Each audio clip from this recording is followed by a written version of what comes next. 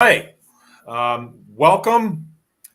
This is Mark coming to you from Baker's Green Acres, and this is our Anyone Can Farm live chat Thursday night edition. And we are going to be interviewing Kourtney tonight. I'm going to let Kourtney tell you what she does, but let me tell you a little bit about how I met Kourtney. Kourtney is a neighbor. She's moved into the neighborhood from far away. She can tell you about that. And we met because she was coming to the farm to get milk. So we always figure people that come to the farm to get milk we're fitting them through kind of a winnowing process, and they're kind of one of us. So I'm going to turn it over to you, Kourtney, if you would tell these fine folks where you're from and what's going on in your life and how you fit in to the whole homesteading thing with us. So Okay. without further ado, take it away, Kourtney. Thanks, Mark. Hi, all. I'm Kourtney Houk. As Mark said, I'm a neighbor. I live up north in northern Michigan, in Lake City. I grew up just outside of Ann Arbor, Michigan. Spent most of my time there and just moved up north about a year ago when I got married. So I grew up as a 4-H kid. So I showed pigs in 4-H and grew up on a little hobby farm with some cows, and my neighbors had chickens. But that was kind of it as a childhood. I think when COVID hit, I got kind of reintroduced into the homesteading life. And I would say I'm currently an aspiring homesteader. I have a garden and I have backyard chickens, but I have a lot of dreams on what I want to do in the future. So I'm working my way there. For my job and my career, I work as a food business manager for Compassion and World Farming. Can I interrupt you real quick and ask you to expound a little bit on what was it about COVID-19 that reintroduced you to farming? And how old are you? I'm 26. 26, okay. Yeah, so COVID, good question, Mark. I feel like there's a lot there. And I think let's hear it. A lot of supply chain shortages to start, and just being unsure about having a food supply. I was living downstate in kind of Metro Detroit area at that time. So didn't have a real rooted community of local farmers that I could lean back on in COVID when supply chains failed. So that just kind of brought to our attention that we need to be more reliant on ourselves and on our community than on larger supply chains and food systems. So that was kind of it. I had some friends that started growing microgreens in an apartment, and that's where I started too. So growing microgreens, and then getting a plot in a community garden and getting into gardening, and then just kind of expanded from there. Is this a common thing in your age group and the people that you run around with? I don't think it's common, to be honest. I'm finding more and more friends that are interested in homesteading and backyard gardening, raising chickens and raising animals. But I would say a majority of people my age aren't as concerned about where their food comes from. So that's something that's also kind of a passion of mine, is helping to educate people in my generation. Mm-hmm. Yeah, you can make, we kind of reference ripples in the pond. If you do something, as time goes by, the ripples can turn into waves, so you can have a big effect according to the things that you do in your age group. You really can. Right. Yeah, so what's your family situation? Sorry, I was just going to say, I think you can attract people who kind of aspire to share values, or who already share values, and create a network from there too. Once you just kind of dive in, that's what I've experienced. Mm-hmm. So you're newly married.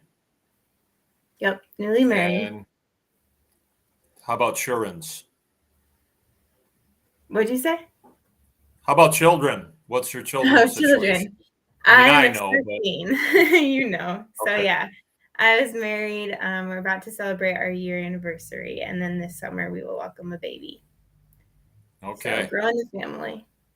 That's good. Oh, I remember. That was so much fun. And the coolest thing is to grow a family and a farm at the same time. There's some Oh yeah.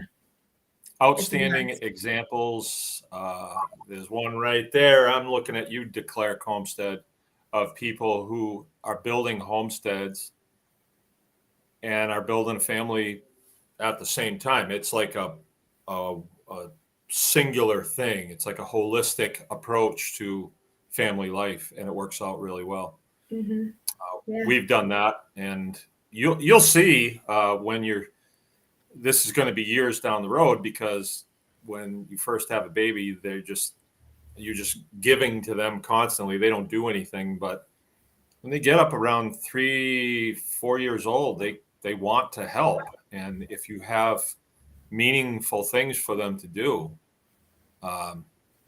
it's a great thing. Like a little kid, we had a little kid here today, one of our customers, and they'll come and then they'll cruise around a little bit. But this boy was 4 years old, and he wanted to come to the farm for his birthday. And so his mother called and said, "Is it okay if we just come and look around?" And so we said, "Yeah, for sure," and we just kind of went about our business, but they were cruising around. But this little guy wanted to go get eggs, and he made 6 trips in to get eggs and filled his pockets with eggs. And that little boy is going to be the happiest guy. He's just a The real best happy person. That's awesome. Yeah, it's neat. I love to be involved in that. Yeah. Okay, so what are you farming? What's your situation where you're living? How much land do you have? And we'll get to your career field. That's going to be interesting. Yeah. But how much land are you working with now? And what are We you able have to right now about 3.25 acres. Okay. I would say maybe half of that is kind of like swampland area. So maybe like 1.5 acres of usable space. The first thing we did when we bought the house is kind of make plans for a big vegetable garden. So that's where we're leading, just trying to provide enough food for our family as much as we can, in terms of vegetables. And then we planted some apple trees, some blueberry plants, bushes, some strawberries. So a lot of fruits and veggies. And then we have a hoop house greenhouse to grow vegetables into. So yeah, that's a lot of fun in the summer when it's full of tomatoes.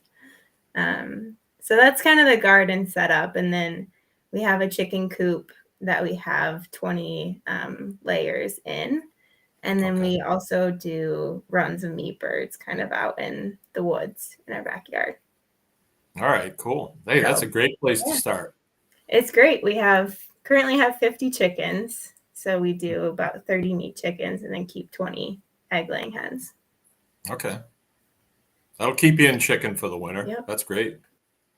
Yeah, I think amongst a lot of new homesteaders, a small acreage, like 3 acres, that's not really small when you consider it. I mean, if you had to mow it with a push mower, it wouldn't seem small. It seems big then. True. But you can do a lot on acreage like that. I know people who are farming less than that do a lot of things, even livestock. You do livestock for sure. Like if you wanted to, you could feed 6 or 8 pigs there. It doesn't take much space. And then you'd have a place to dispose of all or put to use all of your refuse from your gardens. And if you have fruit trees, you get a lot of fruit that hits the ground that isn't usable for you guys, but pigs will eat that. So you can do a lot with that. That's really neat. Yeah. I'm gonna have to come see it one of these days. Yeah, definitely. It's a very good start. What was that? It's a very good start for us. It's been the perfect. It's not too overwhelming, but we have enough room to do everything we want at this point. Okay. And your husband works off farm? Yep. Yeah, he works in town. Okay. So he'd love to work on the farm, as would I, but while it's growing, we still both have career jobs. Yeah. Well, I think that there's a lot of people that would want to do that, and it surely is doable because I'm doing it. So it is doable. It just takes it's sort of a path. And it's a little treacherous, and then there's sacrifices that have to be made, and it's just, but it can be done. And I think that's part of what anyone can farm is to pass on. They're not secrets; they're just techniques. So we're passing them on, and that's part of this interview is to, get you telling us what you're doing, so other people will say, "Oh yeah, I do that too," or "Oh, I could do that. And she's doing it, so I could do it." I think a lot of people would say, "Well, I'll do that after I have the baby," but I don't think there's any better time, to. And you told me in the pre-show that you were going to have your baby at home. How about you tell us about that? That would be interesting. What in the heck are you thinking having a baby at home? Yeah. That's what hospitals are for. What are you thinking? Yeah, well, I'll let you know in a couple months when I'm on the other side of it a bit more. Yeah. But Well, we had I our don't think baby at there's. home, so I'm being rhetorical with you. I know. I don't think there's a better place to have a baby than at home. So that's my goal. Yeah. And I have a midwife team that's very well trained, and I've been doing a lot of prep work, as you could say. But yeah, honestly, I think God designed women to birth babies, and we don't need as much intervention in the hospital system and medical system as people rely on. So that's kind of my plan, is to just have it at home and trust myself and my midwife. Yeah. So I think it's a good plan. Yeah. If you were my daughter, I would say that's good. That's a lot less stress. And you're right. You were designed to give birth. That's the design. Yep. So I don't really see it as such a medical procedure as they kind of turn it into at the hospital. Yeah. Agreed. I'm with you. And we went the standard route in a military hospital. They wanted to rush it, so they gave Pitocin, and then so we finally settled on the more natural home birth, and that was fine. Although the last two, I kind of capitulated to my mother-in-law because she's a nurse, and she thought what we were doing was just unnecessary to have a baby at home. She just thought that. So I did capitulate. We had one in Cadillac, and that didn't go well at all. No. And then we had one up in Traverse City, and that one went better. That was okay. Traverse City was much better. Yeah. All right.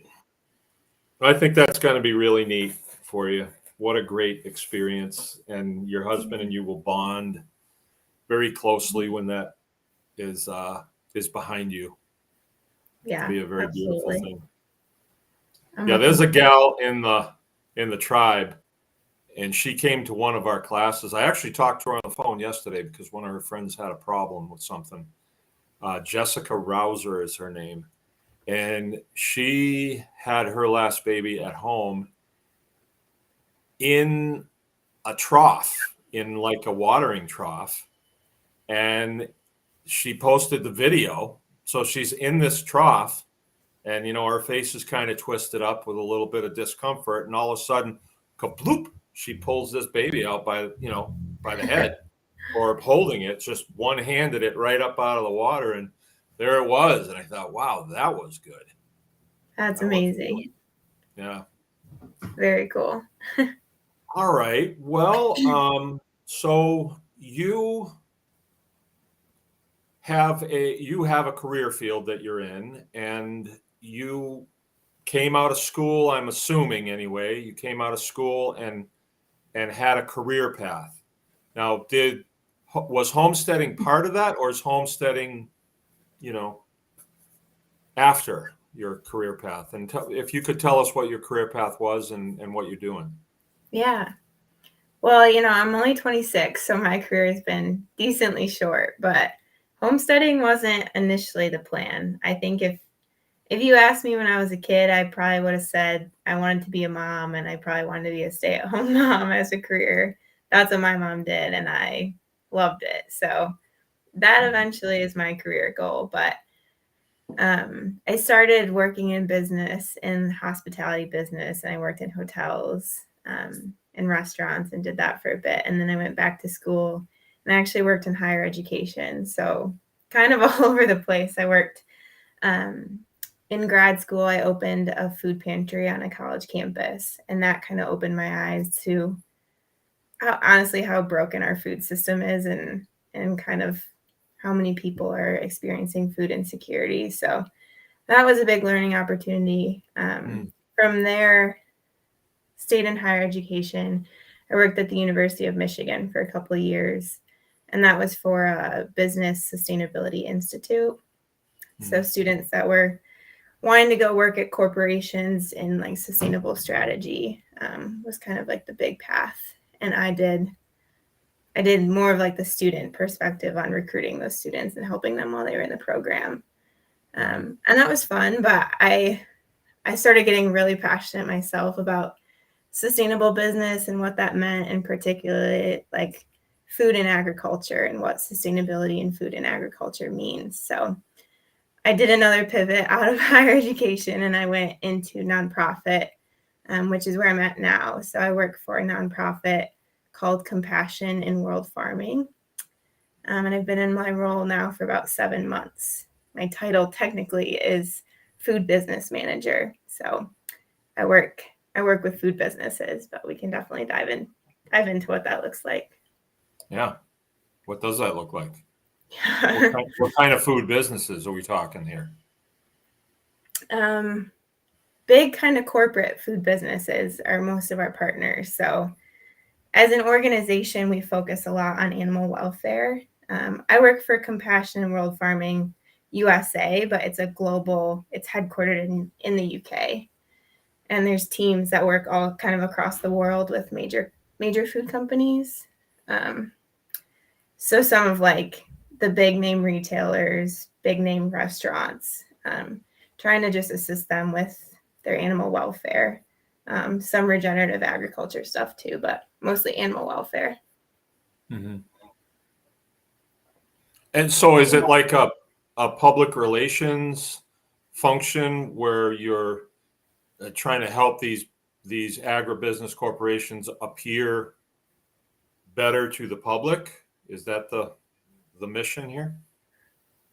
It's not so much appear better to the public. It's more so actually get them to follow up on some of the public commitments that they've made. So some of them will say, make some animal welfare goals around potentially like cage-free eggs, or how they're raising their meat chickens, how they're sourcing their pigs, their dairy, all of those things. And we actually work with them to like work with their suppliers and the producers and make what they're saying credible and back it up with good animal welfare practices. Okay, so you're like a third-party certification outfit in some ways? In some ways, a third party. We don't do the certification, but we kind of act as like a consultant third party for companies and help support them. Okay. And where do you work out of around here? Where's your office here? My office is in my house, so it's fully Oh, remote. nice. Yeah. Yeah, Nice. very nice. So all my coworkers are across the country. Okay, that's decent. That's decent. Yeah, it's nice. I kind of know how that is because I work here, and like I can slide out the door at 8:30 in the morning and I'm right in the thick of things. It's kind of nice that I don't have to drive or anything like that to get where I'm going. Yeah, cut the commute. Has that position always been an at-home position for you? It has, yeah. The organization is fully remote in the US. Okay, so you're used to Zoom calls then. Yep, I'm used to it. Yeah, so I'll have a couple calls each day. I work mostly with like supply chain or sustainability professionals that work in the corporate office of companies. Okay. And we have calls. So you said that that you saw problems with the supply chain, and that you saw how vulnerable people were as far as food security. Um, can you expound on that a little bit? Kind of give us some examples what you're talking about there, because honestly, we like, I don't see it because I'm not in that position to really. I mean, I can't look over the fence and see that. Yeah. Yeah, I think there's a few different places my mind goes when you ask that. But when Okay. I was in grad school, I worked at Central Michigan University and opened a campus food pantry. And that was a lot on like how college students are experiencing food insecurity. You know, I think there's a stereotype around if you can afford college, you can probably afford to eat. But the statistic was that 1 in 3 students are lacking food security on college campuses. So they just don't have enough access to quality foods. Huh. So that's what I experienced on the college level. And then I think supply chain disruptions, I don't think anyone is unaware of that after COVID and just experiencing how supply chains were broken in a lot of ways. But I see that even now with like the avian influenza that's been happening this year with layers and that just kind of affecting egg supply. Yeah. And that's a big thing that we've seen in our work. So it's never ending for sure. Yeah. I don't know. I'm skeptical when I hear anything like that. Just all the things that we have heard coming out of those organizations, and even COVID. I'm very skeptical of that whole thing. I am. That's coming from me. And it seems like, a lot of these problems are created to me. And my audience knows that. I've kind of been around a little bit, and that's just my personal feeling on these things. Mm-hmm. Yeah, the avian flu, when I first got out of the service and we were doing pastured poultry, we heard about that. And we heard that we were going to have to tighten up our chicken tractors so that the native birds couldn't get into them, because they were afraid that it would spread into the native bird population. Nothing came of it. There was never any kind of follow up on it. And then this year, or last year too, we heard about the avian flu. What's your take on that? I mean, I'd like to Yeah, hear what your take is. I'm not super familiar with it, to be honest, but in the Yeah. context that, like in my role, we work with producers that farm in very, very conventional ways, thousands of birds in a barn, basically no room to move. So my understanding of like an avian influenza is it just kind of wipes out an entire flock in that case. And I think whether all the animals actually get sick with it or not, it's weird. I think they're basically required to like call. Is my so it's kind of can be devastating when you get, when it gets in your barn and you have 40,000 birds, and I don't think that's how chickens were designed to live. So it's just not something that they can live with, No. Then I did hear from a customer that they read a story about somebody in one of the lower counties in Michigan where there was a backyard flock that had to be destroyed because of it. I'm skeptical.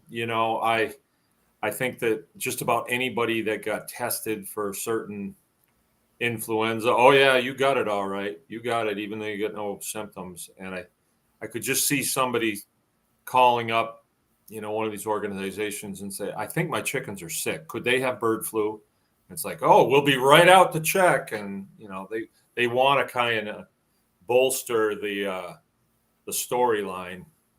And I don't know. They didn't convince me, and I got to be perfectly honest here. My experience with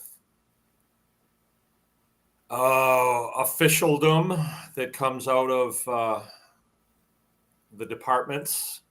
There's a storyline that comes down, and you better stick with the storyline. But see, I don't work for them, so if I smell BS, my tribe here wants to hear it. You know, they want to know what I think, and it smelled really fishy to me. But I went through the whole feral swine thing too, and you know that went by the wayside as well. But had they gotten their way on that, they would have wiped out all the pastured pigs in the state of Michigan. And anytime you have something like this that happens, that you think like, hey, somebody's pulling a fast one. They're running an operation here. You have to ask the question, cui bono, who benefits? Who benefits in this? So if all the backyard flocks of chickens are wiped out, somebody's going to benefit from that, right? Mm-hmm. And so you kind of look at it from that perspective, and I don't know, kind of stinks a little bit, I think. But we haven't heard much about it. You'd think that if they had the authority, they would have shut down the hatcheries. So why not shut down the hatcheries? No more birds, no more influenza. But they didn't do that, and I think it's because legally they can't do that, or they would have. That's what I think. So you think that there truly is an influenza? I mean, have you seen any firsthand data or anything, any firsthand testimony from anybody about that? I haven't seen firsthand, and I haven't been to any farms. I've heard from companies we work with that their suppliers or their producers have experienced it, but a lot of what I've seen is just, reading news articles about a farm here and a farm there. But yeah, I think the pastured poultry and backyard farms is a lot different story than like the huge commercial operations and how they're experiencing that. Yeah. For And sure. just, Okay, well, why don't we move on past that? And I got a question for you from you have a unique perspective because you have a foot in, I would say in the agribusiness camp in some respects. And I don't. I think very few people in the tribe do. And I also, I talk to other farmers that are quite well connected. And one of them, you may have heard this name, Joel Saliton. Have you heard of him? Okay. Yep. Well, I was talking to him, and he said that his latest book, and you got to forgive me, I don't remember the whole title. It was something, something, something, and the coming homesteading tsunami. And when I said, well, what's this book about? And he says, oh man, there's a lot of people in the 20 to 30 year range that are getting into homesteading. So is this seen in the industrial farming world? Do they recognize that they are losing market share? Not that I've seen. No. No. I think there's actually almost the opposite problem, potentially. I think if there's a homestead tsunami, I'm all on board because that's what I want, obviously. But I think that kind of takes the conscious consumer out of the market and leaves the people that aren't as connected to their food, or maybe potentially don't even really care as much about where their food comes from, that are still buying from the major industry. So I think there's like that opportunity gap there. If we're losing these people to homesteading, which is a good thing if they're like controlling their own food system, how do we reach that middle group to care where their food comes from and how it's grown? that's kind of what I'm interested in. But I haven't heard that, like, that they're losing market share because of that. Yeah. One of the statements out of the pork lobby here in Michigan, it was the Pork Producers of Michigan, when the feral swine thing was going on, which really wiped out a lot of the dirt produced hogs. There were several counties that were big producers of, they call them dirt hogs, like, so they don't have them in hog houses, they just have them in big pens out on fields, and they were totally wiped out by the feral swine thing. And the pork lobby said, well, we don't care about those guys, they don't bother us. And then we looked into that, we did some pretty in-depth research, and we found out that their margin is quite thin because of their business practices. So it definitely affected them when all the dirt guys were forced out of the business. So we found at that time that those lobbying groups, they're not always hung up on the truth, when it comes to agriculture. Yeah. They dress like farmers, but they're really not like us. So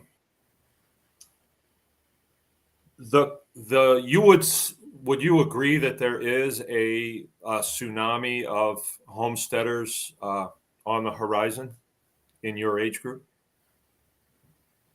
I would hope so. I'm meeting more and more people that are interested in that, but my previous networks were not. So maybe I just wasn't around the right people, but that sounds great. It sounds like I should read Jill's book. But yeah, I think as I'm getting more into the homestead world, and my husband and I have like a homestead Instagram account, there's tons of people that are doing homesteading. It's just all about finding them and connecting with them.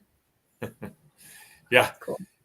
Well, my son Joe does our social media thing, and he tried all these different things. He was here today filming.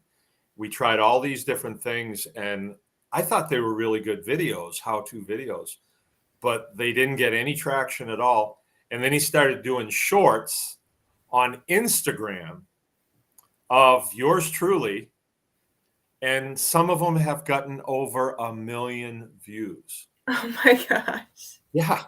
Well, he did one like the day before yesterday, and it was me in the chick brooder. I'm holding a chick, and I was talking about chicks getting coccidiosis and what we found works really good to cure it. And it's biochar, and I talk about that a lot. I'm a big biochar guy. I looked at that about 2:00 this afternoon. It had 650,000 views in 2 days. Can you believe that? We had a video that, I don't know, Instagram algorithms just take off. I think we have less than 1,000 followers, and we posted an Instagram reel of we put our chickens in the hoop house over the winter so that they could scratch and get out of the snow. And it took off. We have like over 100,000 views on it. I don't know how, but yeah. You think about that, let's say you get a video that gets 1 million views, because we've got one that's got 1.3 million on Facebook. So that's just one of those platforms. And I guess there's 30 million people in the United States right now. So like 1 in 30 people has seen our video. That is very cool. That's sick, Yeah. All right. Yeah. So we, as you know, we do homesteading classes. So we do homestead butchery classes, beef, pork, chicken, and those go over really well. We do custom butchering for other homesteads. So we have a fair amount of contact with other people. And I've told our audience, and I'll tell you, in the last few years, I would say since about 2020, now we're having people in their 20s get into homesteading, which before it was kind of an anomaly because they were focused on, I don't know. I don't really know what they were focused on actually, because I don't really watch TV that much. Maybe they were watching like maybe the Kardashians or something like. I don't know what they were watching, but now they are sounding more like you sound. I've seen a lot of them, and I like to kind of get in their head and try and make me understand what was the threshold event that started this process in your mind. I mean, the event, if you can, because it had to start with something small. And before that, you were probably like, oh, food from the store, that's where food comes from. It'll always be there. No biggie. Because I remember my aha moment. A few are coming to my mind. I think there's like multiple. The very one particular aha moment was in COVID, and we were living in like a small apartment. And I went to my friends that also were in a pretty small apartment, Tyler and Allison, who are tribe members. And they had a grow light in their kitchen with just a tray of microgreens. And they were just growing microgreens in their kitchen. And I think it was like, oh my gosh, you can just do with whatever size or scale you have, you can grow your own food. And I think that just kind of realization that you can be more reliant on yourself to give yourself good nutrition. I think that was like the spark that lit the fire for us, at least. Started with microgreens, which was kind of a small thing. And I don't even know that was like either right pre-COVID or right as COVID was hitting. There was a lot that happened in COVID on just where are we getting our food from and who can we trust besides the big players. But I think that was it. Just like the realization that you can provide yourself with good nutrition within your own small control. So it sounds like you did lose a little bit of trust in the agencies that, tell us our food is wholesome and pure and all that stuff. Yeah. Yeah. Yeah, I think just I didn't really realize, or maybe I just didn't care as much as I should have, of like where my food was coming from and how it was grown. So the realization of if I grow it, I can control all of the inputs and I know what I'm getting and where it's from. And I like that. It's very meaningful to me. Yeah. It kind of gives you I think there's sort of a vacuum someplace. There's a need in our psyche to provide for ourselves. I think it's different for men and women. I'm pretty sure that it is, because men seem to be more driven to provide for their family. And then when they are working hard to do that, they have a more fulfilled spirit. But there's sort of a disconnect. Like, let's say that you turn wrenches all day long to make money to then go buy food and bring that to your family. There's sort of a disconnect. But when the food comes out on the table and you like, I remember that cow, you've had an intimate interaction with these animals that are now on the table. There's a feeling of satisfaction that comes from that. And then, so the conversation can be about anything, but you're sitting back thinking, okay, we got her done, So men seem to have that. And it seems what I've seen with women, we have a lot of customers. And when women are secure, like in their nest, especially when they're in the nesting mode like you are, they're way more settled and not easily knocked off their foundation when they are able to see that here's where this is coming from. And, you don't have to rely on the people at the store. They may just decide to tell you one day that you can't have it. And that's a little unsettling, especially when you got kids. It's really unsettling. Yeah, that's totally it. I remember my husband didn't farm at all before we started homesteading. And I would say he kind of led us into this path that we're on. But yeah, I would say, I don't want to speak for him, but his whole life basically changed when he found farming. And I think he felt like his life was aligned with his values and he was providing for his friends and family. So I think it gives you a lot of meaning. And yeah, I definitely like you fall into the role of just having that solid foundation, which I think is partially on self-reliance of like you can provide for your own family, but there's also a lot that comes from like community sustainability and sufficiency too, that I don't want to lose that piece of like, you know, I come to your house and get milk and I meet Jill every week to get milk. We had, I think our Christmas ham was from you guys, and my parents raised beef cows. So any beef we eat comes from them, and just kind of knowing, you know, we don't have land to grow cows, but I know where my beef comes from and who raises it and what they eat. So you can rely on your community too. And that just forms like a very solid foundation for your family. Mm-hmm. Well, you and him, I think you realize this already, are a team. And when you have two team players that complement each other really well and that are foundational, they're on a foundation, they know where they're going, and it's just a question of slugging it out. You know, life is kind of like that sometimes. You just got to get in there and do it. Unstoppable. They're really unstoppable. I mean, me and Jill, we discover new things all the time, and just it's a really good thing. I think the wife too, if she looks at the husband as that guy has got a ton of potential, how do I unleash that potential in him? How do I help him to achieve everything? And there's just something about the physical work that a guy has to do to create the food and, you know, contain the animals and all the things. And I don't know about your husband, but I go to sleep every night thinking about, okay, what am I doing tomorrow? And how could I do it better? Mm-hmm. Usually I'm excited to get started on what I'm going to be doing. And I mean, there's nothing better than a life that you like. There's nothing better. Right.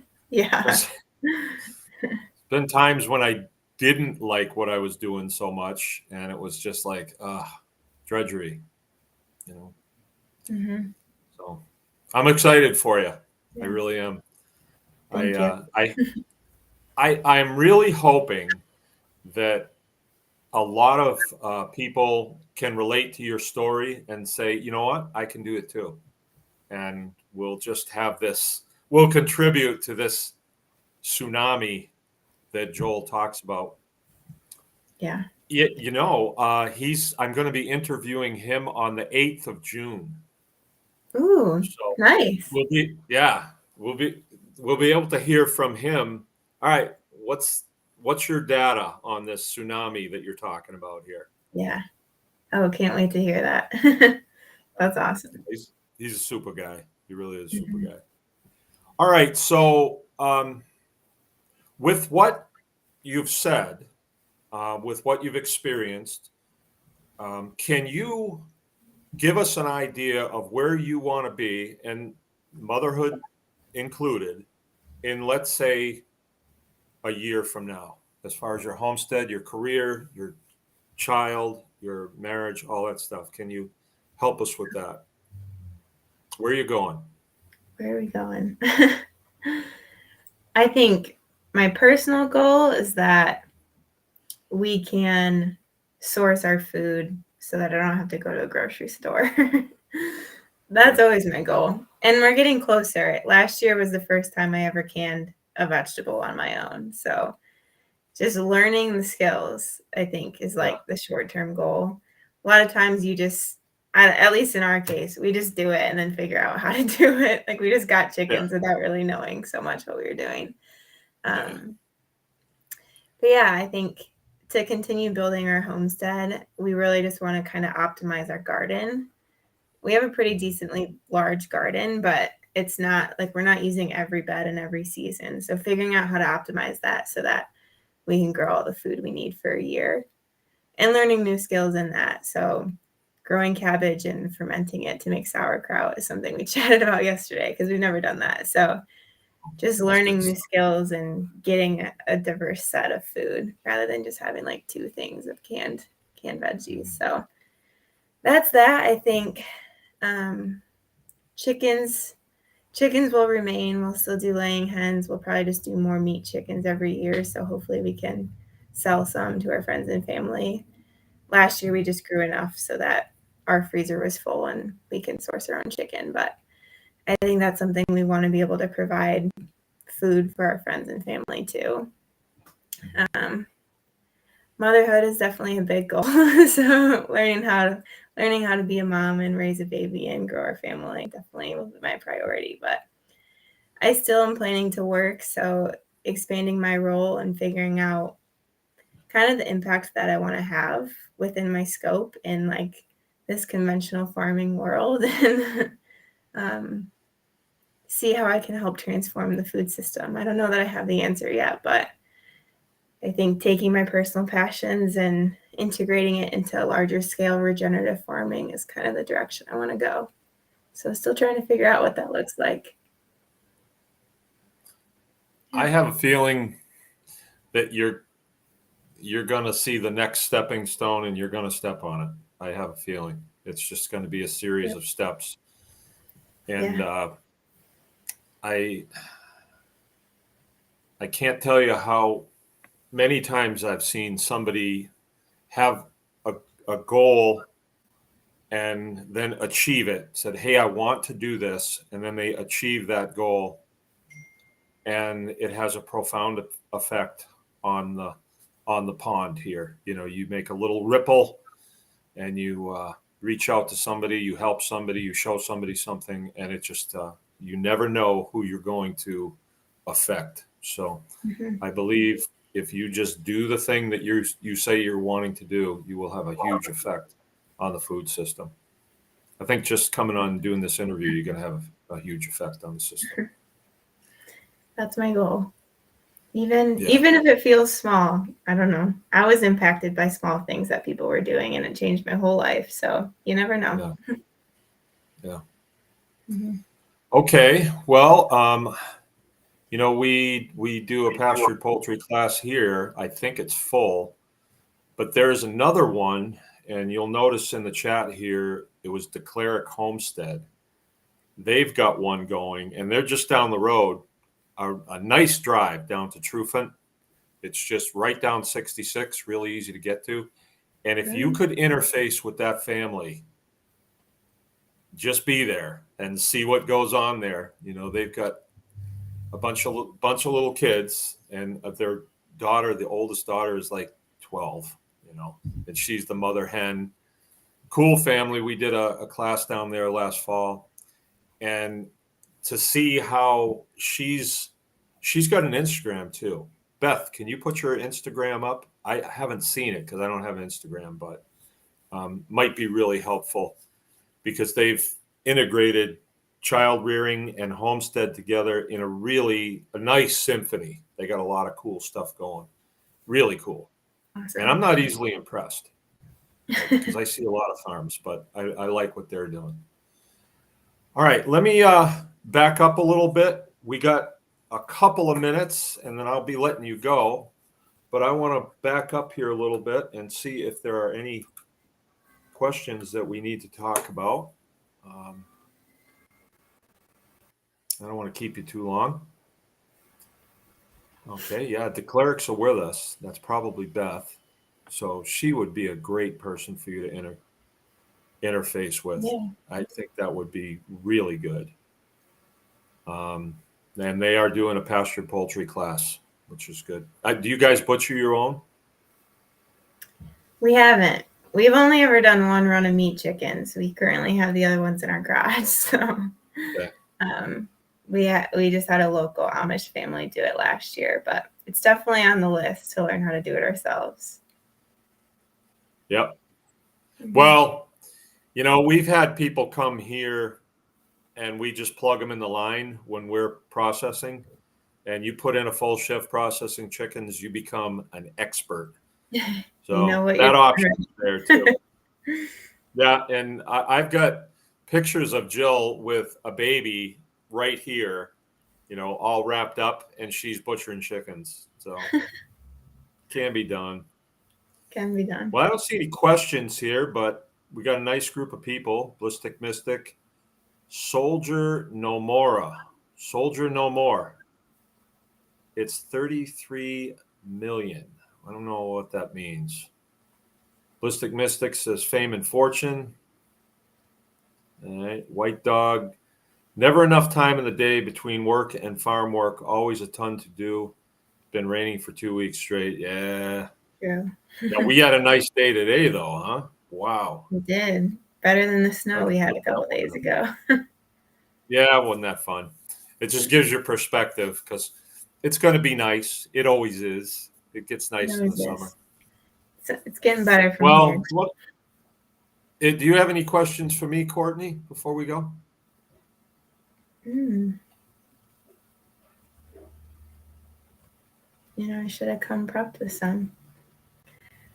I'm curious what your view is on. Obviously, there's so many ways you could take this, but how you interface with the non-homesteading or non-farming folks, and like what you would want to see large companies do, or even if you care about their practices for animals rearing. Oh, yeah, that's a good question. When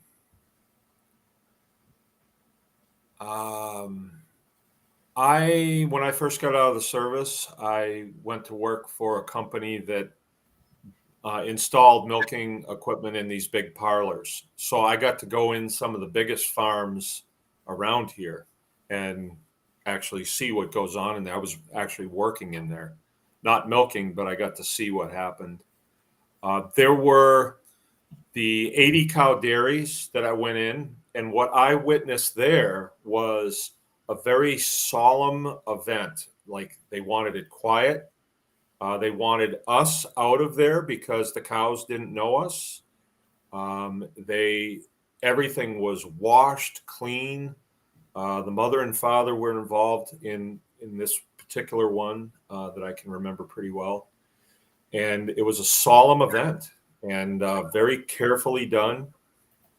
But then the bigger farms that had migratory workers in it, they didn't care about the animals, and they were yelling at them, and they were hitting them with sticks to get them in, and it was not good.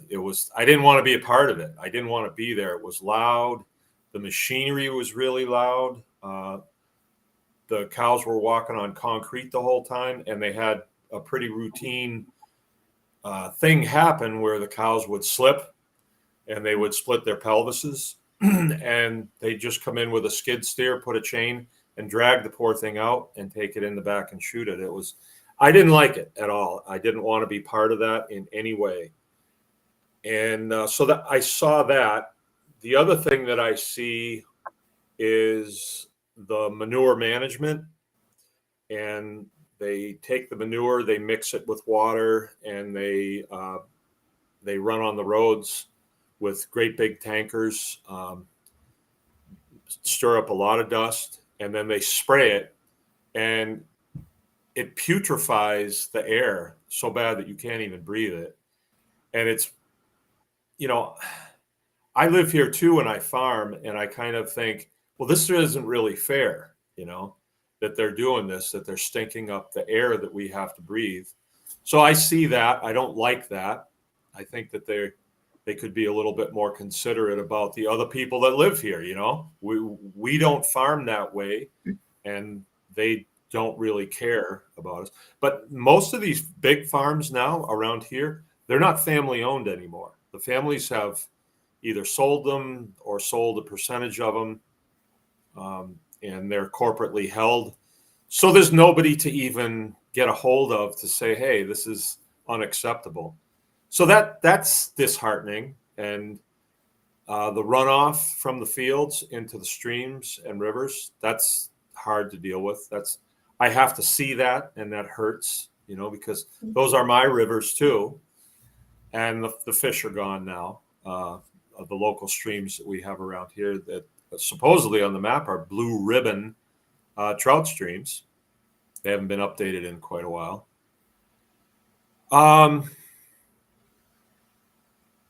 Yeah, so I'm not impressed with the way they do things. I'm not impressed with all the migratory labor that's brought in.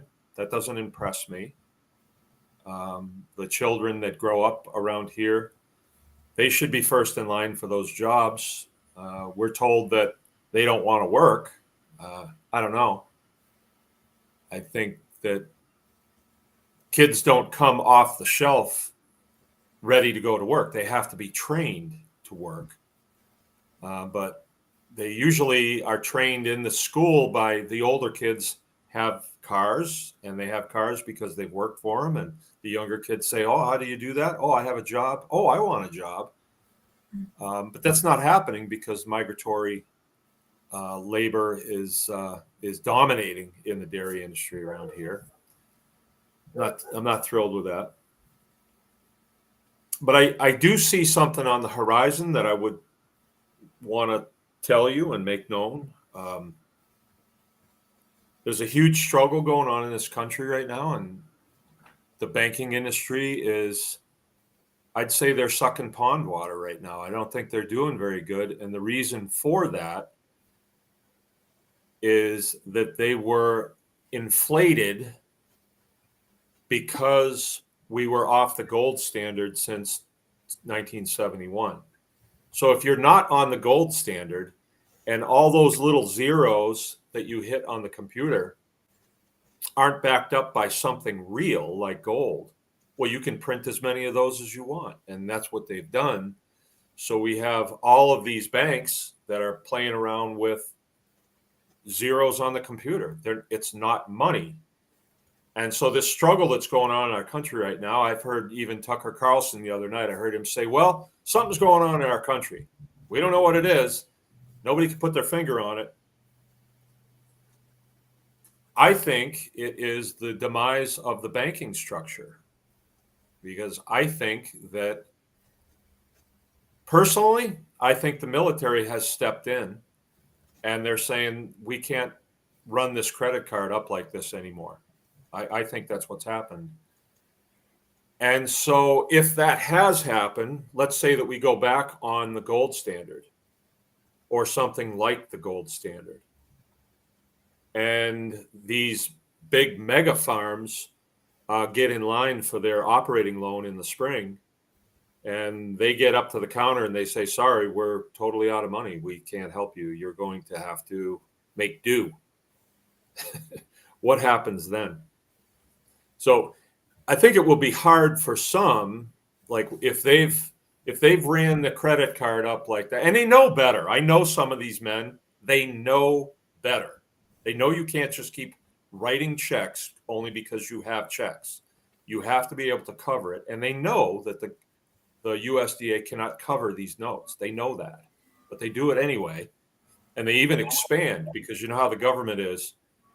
If you're going to get an operating loan, well, you got to get more this year than you got last year to be a good customer. What happens? It could be a rough situation for some of those guys. However, if you look at a pie graph of farming techniques in the United States from our beginning until now, let's say it's a pie graph. Industrial agriculture is a sliver there. So I think it's going to be short-lived. I think it's going to be short-lived. And I think what will happen is the land will be split back up to where it was. Like when this farm was founded, this was all timberland. So it was timbered off, and then it was handed over to homesteaders. And one man and his family could farm pretty successfully about 80 acres. And they could make a very good living on 80 acres. So if we were to hand the land back in 80-acre chunks or 160-acre chunks to a lot of American families, I think we'd be going back to a better place. So these families would make close to a white-collar salary off of their farm, And I know that on our farm they did very well on this farm. And the kids would learn a work ethic. Our migratory people would not be needed, so they could go home. And we could kind of rebuild our communities with hardworking young men and women, because they would be growing up in families where they are required to work hard if they want to be in that family. If they want, I mean, there's ways. If my kids want stuff, I don't just hand them money. I put them to work, and they've learned a work ethic through that. So I guess what I'm saying is I don't like the way it is right now. I think it's broken big time at the lowest levels. But I think that it's headed for the wall, and after it smashes into the wall, there will be a rebuilding process, and I think it could be a beautiful thing. And then someone like you saying, this is my priority, that feels pretty good. That gives me hope. Yeah, I mean, something's got to change. Yeah, as you say, I mean, industrial farming hasn't been around for that long, but for the amount of time it has, it's had a significant detrimental effect. So we got to do something to change the system, because factory farming is not good, really, for anyone. But yeah. I don't want the government to change things, because then there's always, the sleaze factor that comes in when the government gets involved, because they make changes, and the changes aren't always for the common good of humanity. A lot of times when government gets involved, they make changes and it benefits, my Uncle Tony over here. Government never does a very good job. I think it has to be at the family level, right? So what you're doing is, you said, I'm going to do this. You didn't ask permission. You didn't get loans from the USDA to do it. You just did it. And, I can tell you, my wife and I started at a similar place that you and your husband did. We started, my son Joe, who is your age, was born on the first farm that we lived on. And neither of us had much farming experience. I had none. Her grandpa had a farm, and she spent time there. I don't know how much she actually knew, and her role was the mother. She worked like you, but she worked off farm. She was an occupational therapist, and she had the same idea that she was going to continue to work. And I was kind of like, well, okay, so we did the home daycare for a while, and then it was like, nah, we need to be in control of that. So your situation is different, because you'll be home. That'll be really nice. Yeah. Really. Yeah, well. And then we developed that farm. I think we paid $90,000 for that piece of property. It was 13 acres. And when we sold it for 145. So we'd made improvements on it. And then we were able to sink that into this property and, keep going, keep working, keep reinvesting into the property. I mean, if you guys are both working, you can put together some real infrastructure. You can really do a lot on 3 acres. And, because you came on, I want to offer you at some point a little bit of consulting. Jill and I can drive up, look at your property, and just say, hey, you think this is not good, this swampy land here, but let me tell you what I've seen other people do with swampy ground. There's definitely things you can do with it. So I'll make you that offer. Sweet. All right. We'll have you over. I love that. That'd be great. That'd be great. That'd be fun. All right. Kourtney, thanks a lot for coming on. I'm going to cut you loose and then talk to my people here. If you're not a member of the tribe, we highly encourage you to join up. Thank you, Mark. It was nice to chat. Yeah, me too. Cool. All right, I'll see you. Thanks a lot. Talk to you. See you soon. Yeah. Bye. Bye. All right. That was cool. Yeah, I meet some cool people in this career field. Kourtney showed up here one day to get milk, and we just immediately kind of hit it off and had a nice conversation. Very neat. And it's what I think what's cool is, she's got one foot in the other camp, kind of, but is really sympathetic to our way of doing things. And I think there's kind of a lot of that. It's kind of a lot. I don't know too many homesteaders. Well, I shouldn't say that. I guess I know a couple guys that milk for a living on the big farms or work for the big farms and then the homestead. All right, very good. That was a good conversation. Like I said, we are always looking for people to interview that have something to add to this. It's like a mosaic, right? Of that we're laying out, and every time we interview somebody, I come away from that and say, oh, there's another facet here that is worth considering and makes a difference to the overall outcome. Yeah, so this is quite different. All right.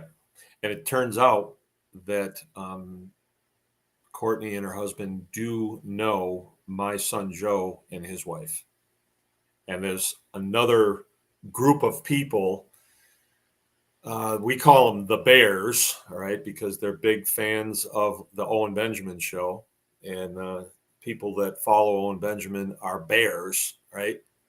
We're tribes people, they're Bears. I listen to Owen once in a while. And there was 3 couples that came here for Seed Savers Day, I think not last year, but the year before. And I'm pretty sure that they met up here. Like they didn't know each other until they came here. And then sometime later, I went to a restaurant, which I don't do much. And we walked in and they were all sitting together. And I thought, now they're hanging out together. And now my son Joe is part of their group and Kourtney's part of their group. Like Kourtney and her husband is part of their group. So this group of 25-ish age people is growing. And I recommend that if you are in that age range and you need to hook up with a tribe, look these people up and say, hey, I want to help too. What they are doing too, which is kind of neat, is they schedule work bees at the individual homes, right? So they'll get together, the wives will put together some food, the men get together, get out there and job it. And then, come 5 o'clock or so, they take it easy and have a campfire and probably adult beverages. Probably, I wouldn't know anything about that. And you get a lot done. You get a lot done. And, the wives can hang out, the men can hang out. And that's a good thing. That's really a good thing. So, hey, Lenny Racine was with us tonight. Haven't seen you in a while. And the Blistic the Mystic, the hemp eater. I grew that stuff last year, man. I grew that. And boy, did it grow thick. I had no idea how thick that would grow. And I started to panic because I looked into it, and I guess you can have 10 marijuana plants. Well, I had about 10 times 10 plants going out there. And I started having visions of, helicopters landing and stuff. So some of those plants got pretty big. And what this is for Seed Savers last year, Blistic Mystic gave me a bottle of seeds. And he says, well, these are hemp seeds. And I said, is that marijuana? He says, same thing. Okay. Well, I don't use marijuana. It's not my thing. Not my thing. Not that I never did, but it's not my thing. It doesn't do for me what it does for some people. It wasn't an enjoyable thing. You know, it was not something that I would do for medicinal reasons, maybe, I guess, but I didn't like it, so I don't use it. But so I had these seeds and I planted them. And boy, did they come up. I planted them in one of the grow fields. And I intentionally didn't make videos of them because there was so much. And some of the plants got to be pretty good size. And I panicked a little bit. And I just said, let the pigs have them. And I turned them in on them. They ate those plants first. And they were big plants. They were healthy plants. They had like bushes, you know, just really grew good. Smelled good, if you like that smell. But that was the end of that. I don't have any more of those seeds. I don't know. I probably won't plant it again. It's not my thing. I did some planting yesterday. Oh, marijuana is the buds. Okay. All right. All right. All right. So there we are. What else do I have to pass on to y'all? I did say a little bit about what I believe is going on, the struggle that I believe is going on. And I'm not really part of the struggle. I mean, I have no role in it. I'm just a spectator. I watch. But sort of like in a war, in a conflict, like a World War II conflict, even if you might have been in France, let's say, and you're like, well, I got nothing against Germans, and I've always liked Americans, but I don't really want to fight either one. But the bombs are dropping on you. You know, things are happening. You have German soldiers that are occupying, and then you have American soldiers that are driving them out. And there's a lot of despair. There's a lot of things that happen, bad things. And I think that's what we're seeing happen now. Only this isn't a boots on the ground type conflict. This is a banking conflict. And when we went off the gold standard in 1971, it was just like, yeehaw, you know, you could create as much money as you want. And sure enough, they did. So I think this is an effort to reel all that back in.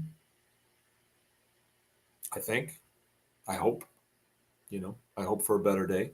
But I'm not going to sit around and say, well, if a better day doesn't come, if the government can't get its act together, and that if that doesn't happen, I'm not waiting. We're going to create our own little biosphere around our family and make the best out of it that we can. Is it impregnable? No, heck not. But it's the best we can do. It is the best we can do. And our biosphere connects with someone else's and someone else's and someone, and then we have a community, and the community starts to have thought processes. And so politicians say, well, I want those people to vote for me, so I'm going to do this. Good boy. I think right now politicians, they lie. Yeah, we have a lot of disingenuous politicians. They don't have to be that way. I think a lot of them need to be kicked out and replaced by good people. Okay.